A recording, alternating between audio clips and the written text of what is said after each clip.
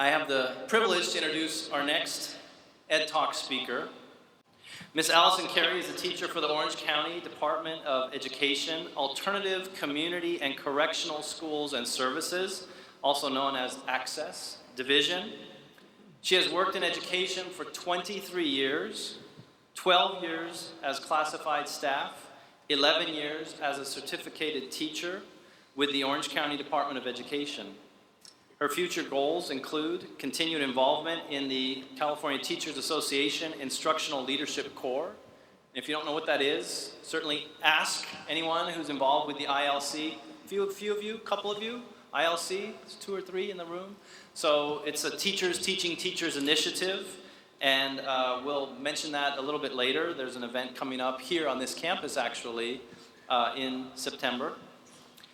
She also looks forward to continuing to be a voice and an advocate for students in alternative settings and working toward national board certification and a doctorate degree because learning is life.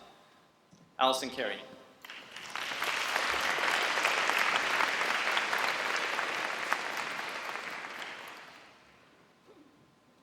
Thank you.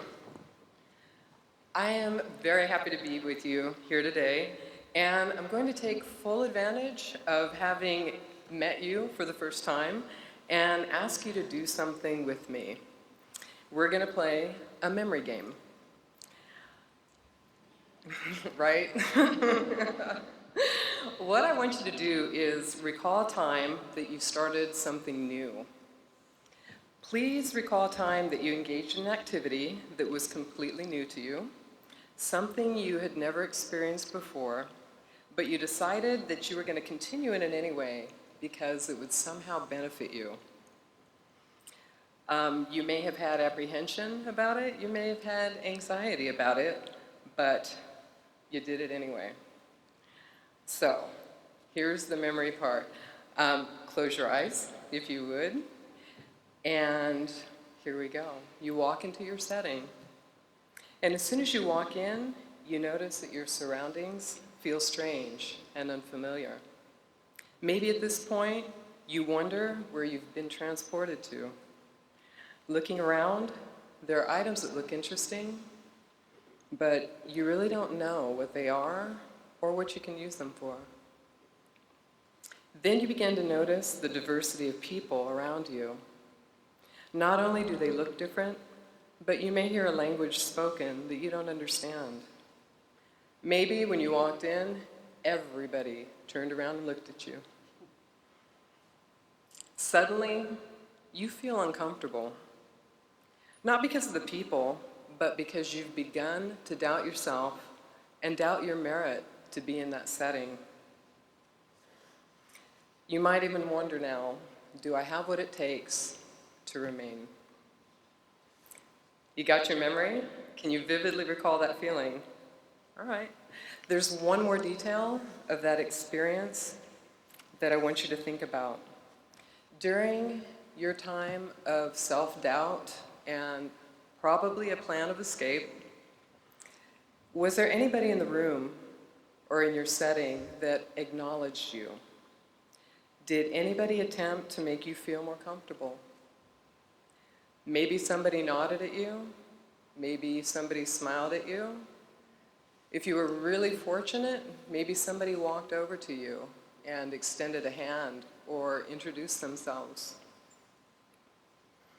Okay, got it? You're there? Hope nobody, needs a glass of water. Okay, if you haven't already opened your eyes, or if you've never closed them, open your eyes. And I'm gonna do the show of hands thing. I've heard it all morning, but I wrote this too. So I want you to please wave at me. If your memory was set in an educational setting, just wave at me. You were really uncomfortable and it was an educational setting. Thank you. All right. And the second part, same thing, wave at me. If in your setting, the person that made you feel more comfortable was a teacher, please wave at me. Ooh, I wish I saw more hands.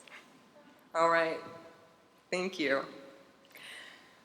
I'm going to tell you, which you've probably already guessed, as educators and future educators, these are our students every day. When they walk into our classrooms, they walk in with their lives on their backs. Our students can be so burdened and so overwhelmed by the actual events in their lives that there's little to no room for learning. There's so much on their minds that potential is not a possibility.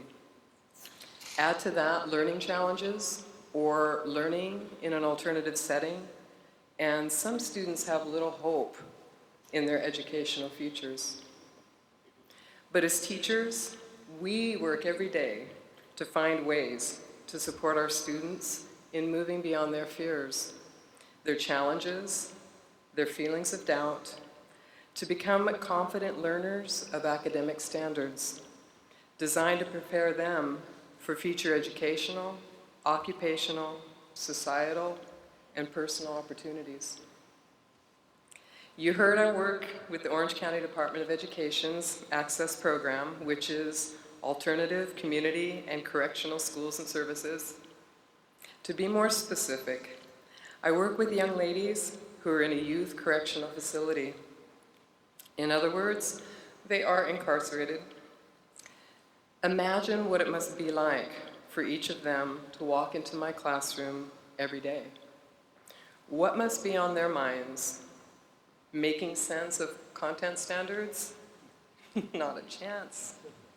So one of my biggest challenges when I began teaching at Juvenile Hall 11 years ago was to create an atmosphere of hope in the classroom. Hope for what might be possible. I wanted to help students suspend their stress, their shame, their stigma, and their helplessness, so that they could begin to explore their potential through education.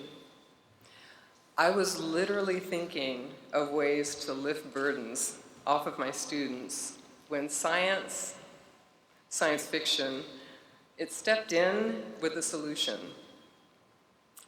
Can you guess what helped me solve my problem? I know some of you out there can answer that question because I think you're as nerdy as I am. It was Star Trek. Original series Star Trek. Right? Why wouldn't it be? Any of the series, any of them. So while I was thinking about transforming my students, I recalled the Guardian of Forever portal, and this is episode 29, City on the Edge of Forever, Joan Collins, right? And history is completely rewritten because McCoy, Kirk, and Spock, I love that I can say this up here. They step through a time portal. And that episode for me, it was an epiphany. A portal that we step through, and in doing so, our pasts and futures are changed. I imagine how students could change their histories and define their futures through education if they could step through a portal that somehow suspended everything in life that burdened them. And then I saw it. It was right there in my classroom. The portal was the doorway. We had our own Guardian of Forever, but a portal is nothing without an energy source. Acknowledging potential and building working relationships would be the power that suspended student stress. And that's how my educational philosophy was born. What does this have to do with all students in all settings? Well, students bring their stress to school, their lived realities to school, and we all share the same students. We are all individual parts of one educational system. We have terrific tools and methods to serve students. We have teacher trainings and professional development. Our California standards make it possible now, more than ever, for students to continue their educations coherently from one content area to another, from one grade to the next. And the new standards encourage much more collaboration across disciplines and grades, and even across programs. And for the first time today, as an alternative settings high school teacher, I can say to you, my students' previous elementary teachers, and I can say to you, my students' future community college and CSU instructors, that we are using the California standards and working hard to overcome disruptions in education caused by tragic and violent circumstances. My students were your bright-eyed, big-smiling, alphabet-singing kindergarten students. They were your sweet second graders, adding and subtracting to 100.